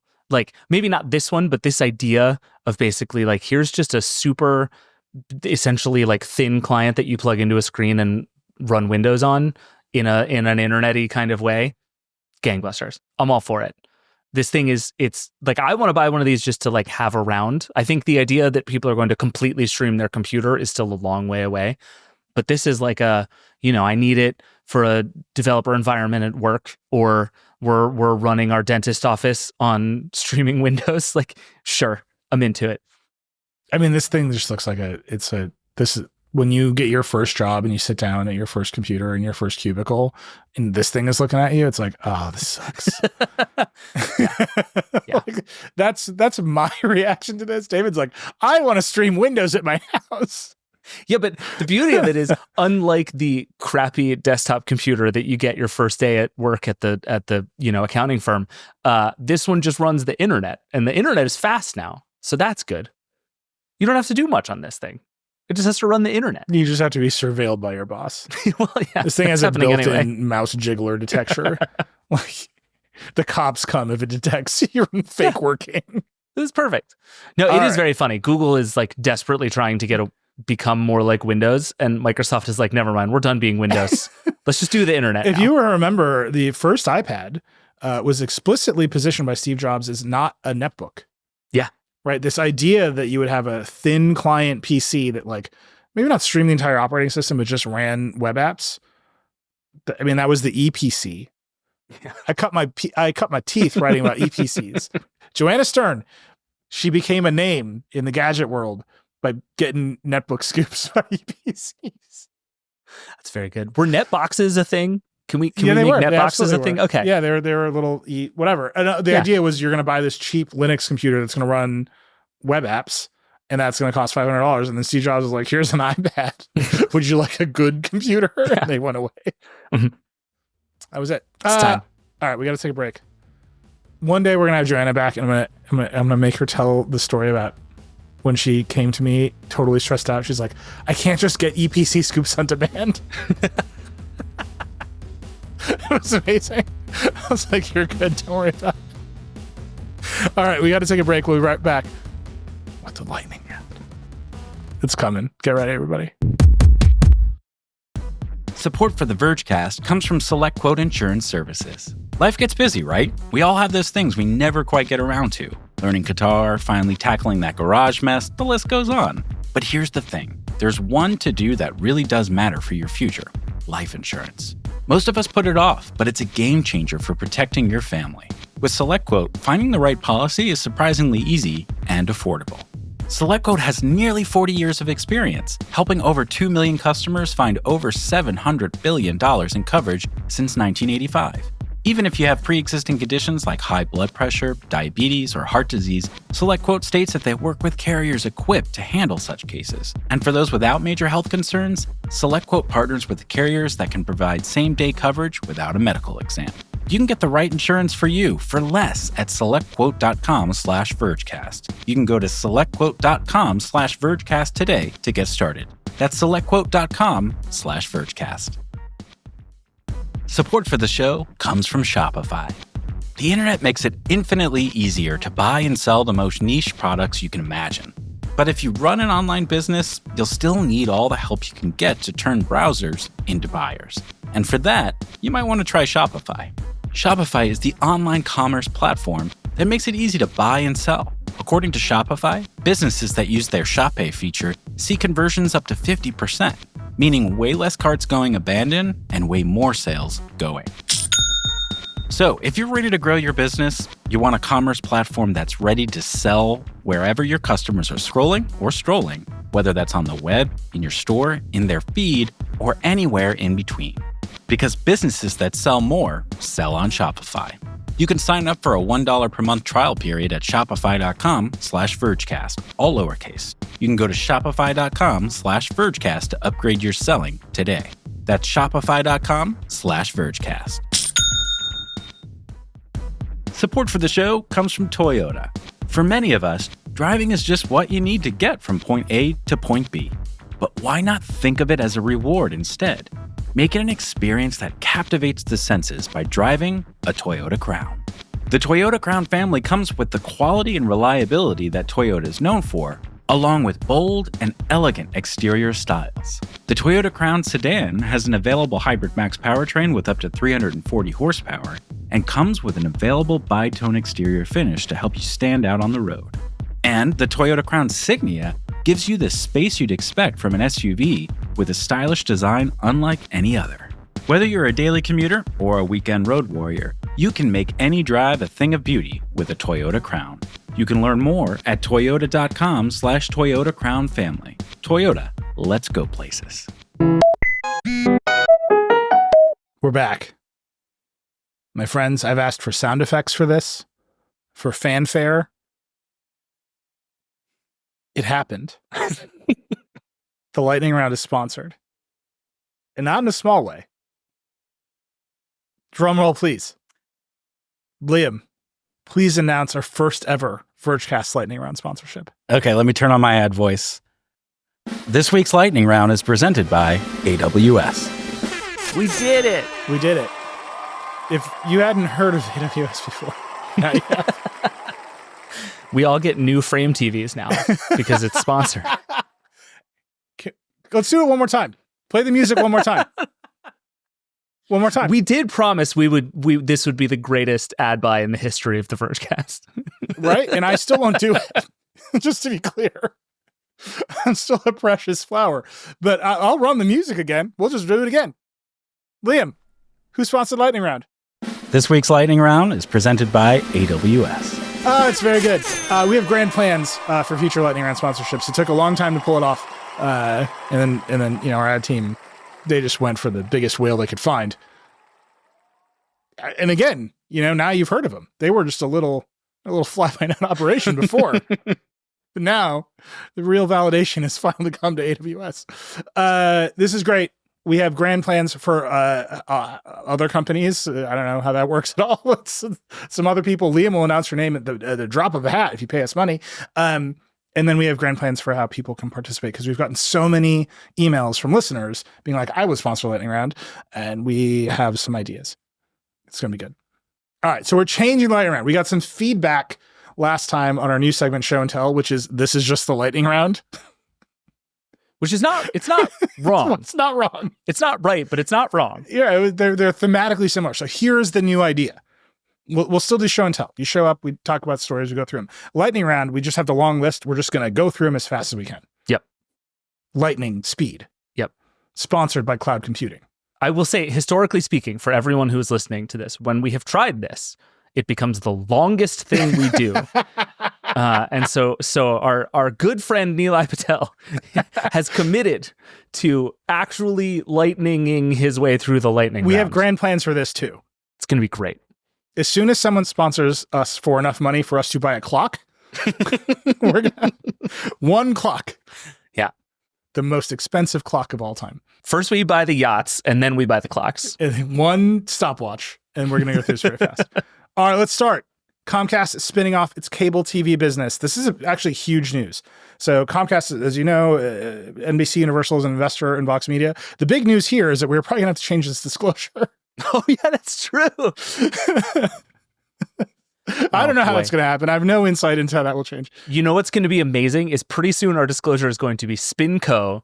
Yeah. Is an investor in Vox. So Comcast signaled this in their last earnings report. We're going to spin off some of our cable assets into, quote, a well-capitalized company, which means they're going to give them a bunch of money, not load them up with debt, which is usually how that goes. Mm-hmm. And the new company right now, because it doesn't have a name, is called SpinCo, and it is MSNBC, CNBC, a bunch of cable networks. So Comcast wants to be out of the cable network business. That's not where the money is for them anymore. The money is in broadband. They're going to hold on to NBC Universal and then hilariously Bravo, because Bravo makes money on Peacock. Is that true? Yep. Weird. I just assumed Brian Roberts, the CEO, just like really loved Below Deck or something. And he's like, I can't get rid of Bravo. So this is what we have yet to see how this is going to go. Mark Lazarus is the CEO of SpinCo. There's big questions about CNBC, MSNBC, because they're built on the infrastructure of NBC News. Right, which Comcast is going to keep. So, like, how does that work? By the way, people know I've appeared on CNBC many times. There's your disclosure. I hope everyone there is doing great. But I think you can just point to this directly and say, oh, the era of cable television is over. Yep. It is just over. We're fully into streaming, and maybe not even into streaming. We might just be into video platforms like YouTube and TikTok. And what you actually need to do is figure out how CNBC or MSNBC or any of these other networks that you're taking is a participant in those. Yeah, it's really interesting. You go back even a few years, and the overwhelming theory was basically the pay TV landscape is slowly declining, right? It's going to make us a lot of money, but it is going to very slowly winnow away. And what actually happened is it is just exploding into 1,000 pieces all at once, right? Like it is collapsing more quickly and more aggressively than anyone expected. So what you're seeing now is all these companies scrambling to get out of that business as fast as they possibly can. Yeah. And we've gone from like, this is how do we manage the slow growth of streaming with the slow death of cable. And now it's how do we manage the slow growth of streaming with the extremely rapid death of cable. And it's putting a lot of people in weird positions. I think they're keeping NBC. I think Disclosure is still NBC. Nothing would make me happier than you having to say Spinco on every episode of Vergecast. So that is what I'm rooting for. It's going to be confusing. That's a big deal. We're going to see how it plays out. But the idea that you have this other company that has to find its own distribution, that is the problem to solve. Every company is trying to solve this problem. Right next to that, Donald Trump has officially named Brendan Carr as his nominee for chairman of the FCC, which we predicted on the show the last 3 weeks in a row. Yep. I will actually lightning around this one. This is dumb and bad, and Brendan has bad ideas. You can just go read his Project 2025 chapter. It is nonsensical. Like he wants to seize power at the FCC and use it to control speech on platforms and do it using like threats of Section 230 reform. None of that's going to work. We're just going to make fun of him for the next 4 years. That is a promise from me to you.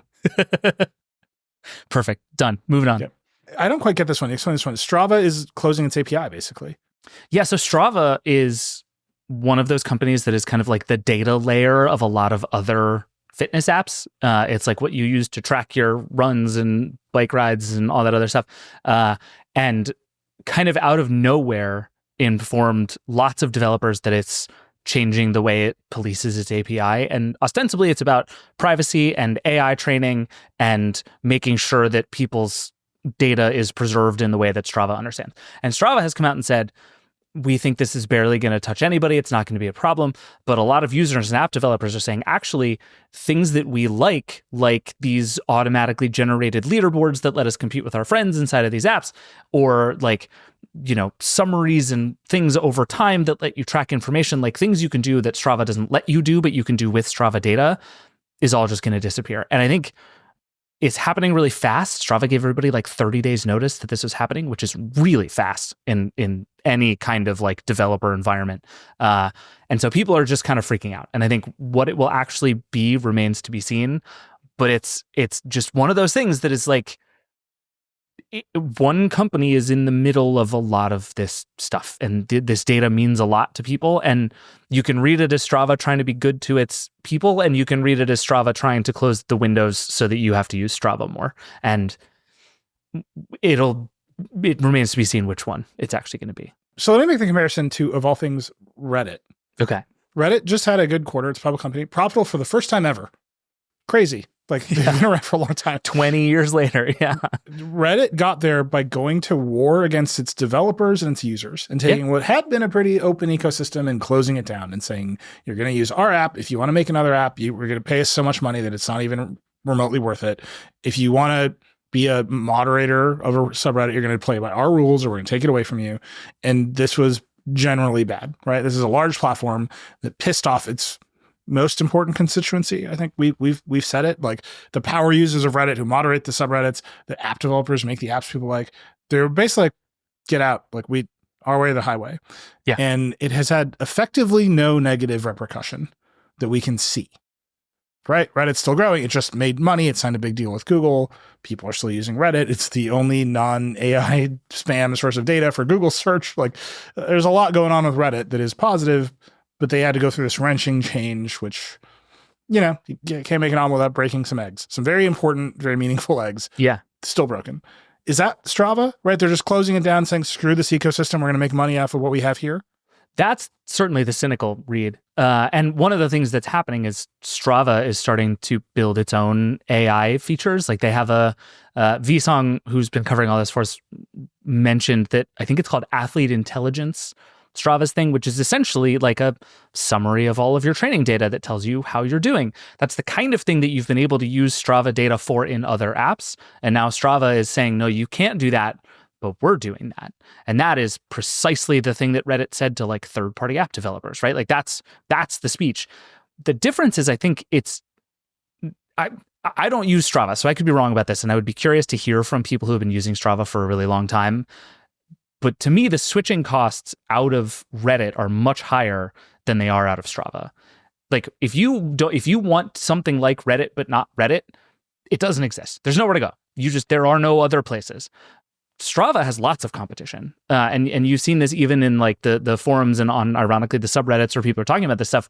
People are encouraging people to go like invest in the Garmin ecosystem more, or like there are other ways to track this kind of stuff. I think for people who have been in this ecosystem a long time, getting out will be very hard, but it'll be interesting to see if Strava can actually pull this thing off, because I just don't know that its walls are quite as like high and impenetrable as Reddit's were. And that was Reddit's bet all along, right? It was like, we can do this because fundamentally most of you like it here, and also where are you going to go? Yeah, we use Facebook groups. Right, exactly. I don't know that Strava has quite that same tie to people. But again, I am not a Strava user, and if you are, I would love to hear like what the perils of leaving Strava feel like. Yeah, I'm very curious. I also choose not to track how much I run every day. I track it just by sitting at my desk. I'm like, is it zero? Was it zero again? All right, that's it. Ding, ding, ding. The clock went off. Imagine this. You can see the future of the lightning round coming. Mm-hmm. Now that we're swimming in cash. Can we buy an Alarmo, the Nintendo's alarm clock, and have that be our little mascot of the lightning round? There were some documents filed by Elon Musk in his pending extremely shaky lawsuit against OpenAI, but at least it's generating discovery. Emails between Elon, Sam Altman, between the other founders of OpenAI and Sam Altman that sort of document how this company went from a nonprofit to Sam Altman's house of profits. I don't know how else to describe it. Like in the beginning, Elon's like, DeepMind at Google is going to hire everybody. Here's some money, start a nonprofit so we can make AI. And now we're going to make this a for-profit company controlled only by Sam Altman. Lots in these emails. Like Kylie wrote them up, but it really does seem like, I think that Elon gave a bunch of money to Sam Altman without a contract. Step one from your friend who is not your lawyer, but is a lawyer, Nilay Patel, have a contract. Yeah. Like it's really hard to file a claim for breach of contract without a contract. It's basic stuff, guys. So they don't have a contract. So he's inventing all these other legal theories, which are all very tenuous. But the emails make it very clear that Sam Altman was like, here's a nonprofit, and then slowly made it a for-profit. And it now is about to actually flip the switch, make it a for-profit. Yeah. And also the ways in which Sam in particular has like consolidated his power over time. And all of this happened almost to the day a year after the insane events of last Thanksgiving, when Sam got briefly fired and then came back with more power and more autonomy and ability to do whatever he wants. My read of this whole lawsuit, and I'll link to the blog post. I'm sorry, I don't remember who wrote it, but somebody just put all the emails in a blog post in a row, and it is so funny to read because you can tell Elon Musk's angle here is basically just to like big brother Sam Altman, that he's like, listen, bucko, you couldn't have done this without me. I'm the reason OpenAI exists. I did it, but then all the bad stuff that's happened and the fact that it's not what we wanted is your fault. and it's very funny because a lot of the emails are basically Sam going to Elon with every question, every problem, and Elon being like the grand fixer who's like mostly just says throw money at the problem, it'll be fine. Elon stuff. Which is a theory, and it seems to be working in a lot of ways for him. Half the time he says, do you want to have one of my babies? Which is Elon's other move. Right. And Sam, I don't think has said yes to that yet. But an OpenAI board member did, in fact, ultimately have 3 of Elon's babies. Correct. 3 of the 12 that we know about. But yeah, it's just, there's a lot more to come. We've seen reporting that there are a lot of messages from inside of OpenAI, including in like Signal and other messaging apps that we're going to see as part of this discovery. Like, we're going to learn a lot about how this company operates because of this one lawsuit. I promise you, he will lose this lawsuit. Well, that's kind of what I mean. I think this is as much a push to make this stuff public as it is to win the lawsuit. Like, this is Elon Musk trying to insert himself as the brains behind OpenAI as much as it is an attempt to actually win the lawsuit, which I just find totally fascinating. Yeah. And we're going to cover every twist and turn of it. But read the emails, read Kylie's piece. It's very good. Yeah. Okay, we should end. Actually, can I insert one extra lightning round? Please. Bose acquired the company that makes Macintosh, the super high-end speakers. I don't know why. I just want to point out that there's incredible amount of consolidation in high-end audio, which is very funny because there's Bose, which now owns Macintosh, which like makes like $10,000 amplifiers, and I've always wanted one. So cool. Like legitimately cool. I'm happy this company continues to succeed in whatever way it's going to succeed. So there's Sound United, which is owned by Massimo. That's Bowers and Wilkins, Denon, Polk, Marantz, Definitive Technology, Boston, just like all of them over there. And then there's another company that owns like Pioneer and Onkyo, and they're all the same. Like, it's just bananas. Like all over like that's all consolidated over there. And now Bose owns Macintosh. And there's just this like wild consolidation in audio.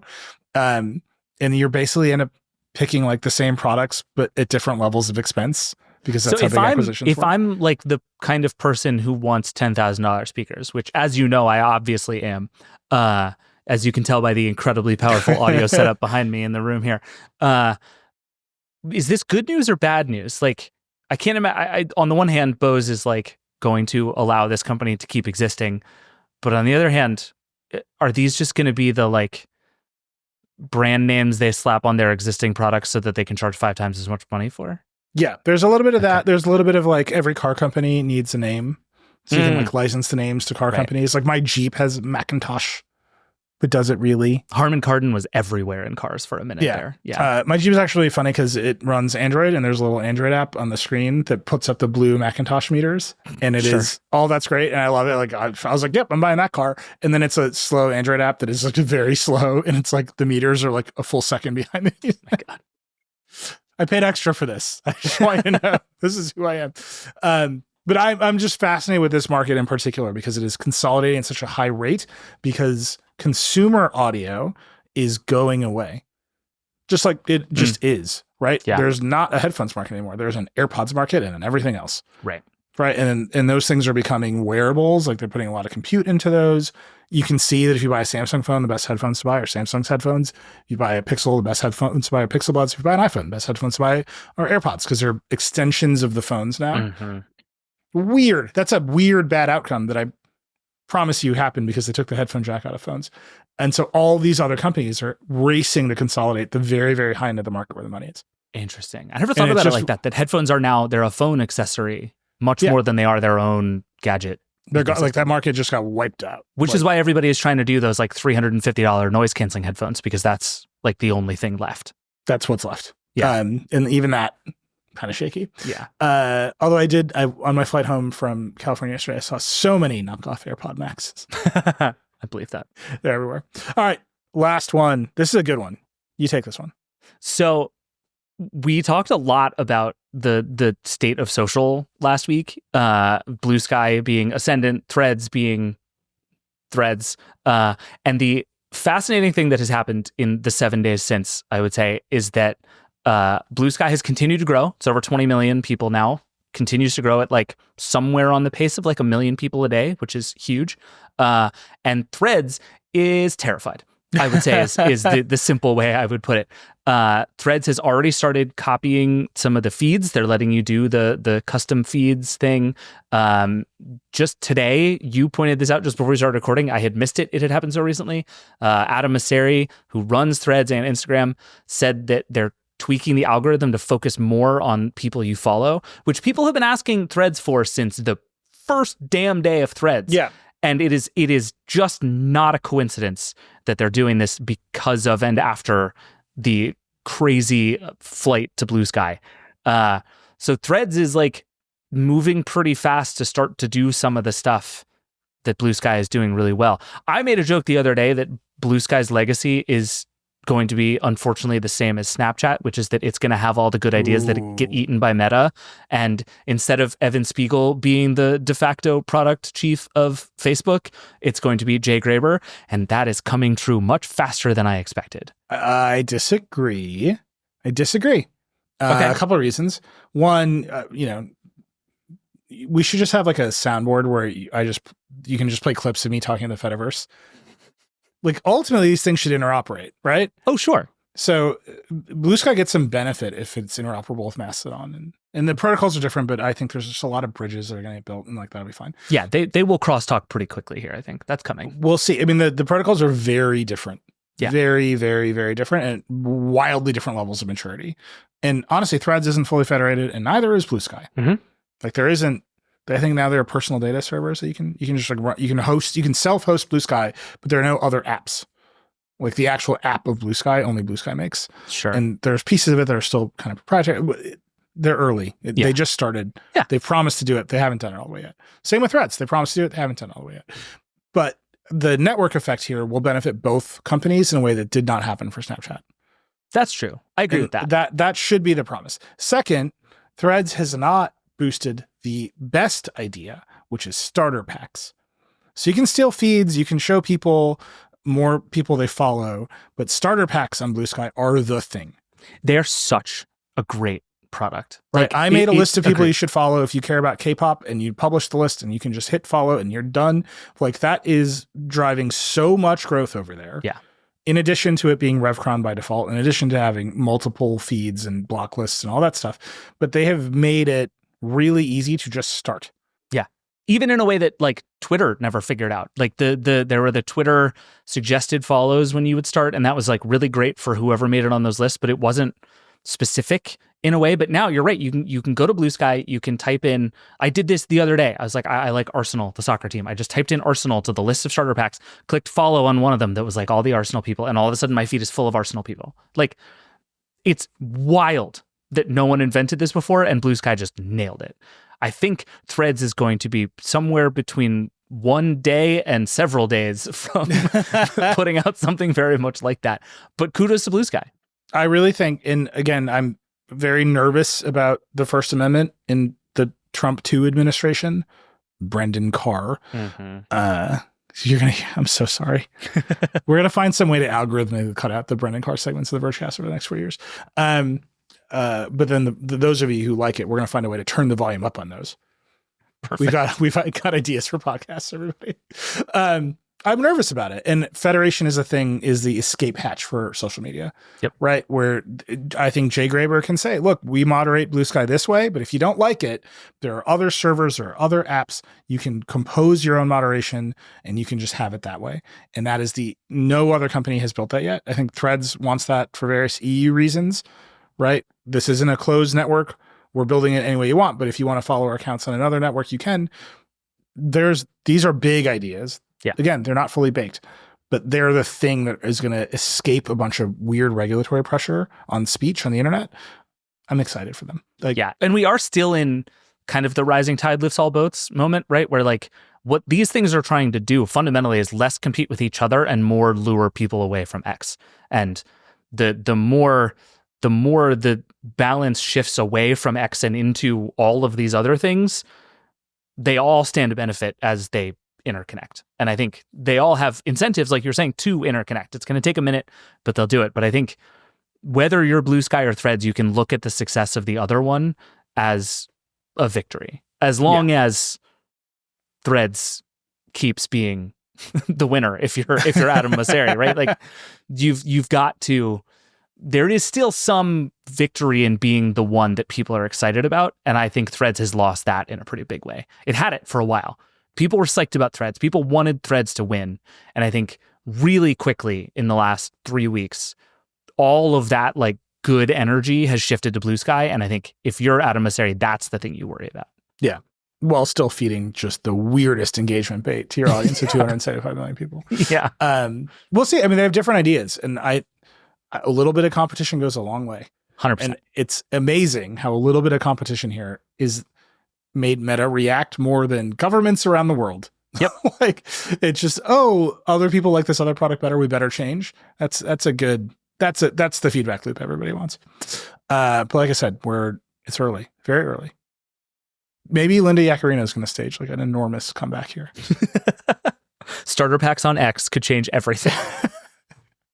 My favorite Nazis. All right. Sorry. I mean it.